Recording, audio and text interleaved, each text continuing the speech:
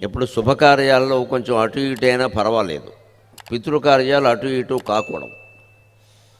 శుభకార్యాల్లో మనస్సు ప్రధానం, పితృకార్యాల్లో బుద్ధి కూడా ప్రధానం.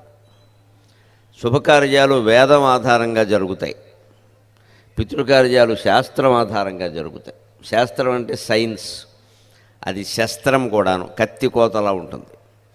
పితృకార్యాల్లో ఎప్పుడు ఏం వాడాలంటే అదే వాడాలి, పదార్థం కూడా. అందుకని శుభకార్యాల్లో ఎప్పుడు అరటిపండుకు బదులు మామిడి పండు పెట్టినా దేవుడు క్షమిస్తాడు, అక్కడ మనస్సు భక్తి ప్రధానం.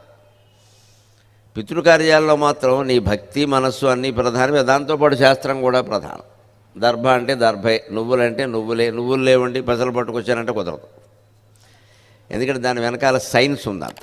అదంతా ఒక్క మాటలో చెప్పాలంటే లలితా సహస్రంలో ఒక్క 6 నామాల్లో చెబుతారు వరుసగా. స్వాఖా స్వధా మతిర్మేధా శృతి స్మృతిరనుత్తమ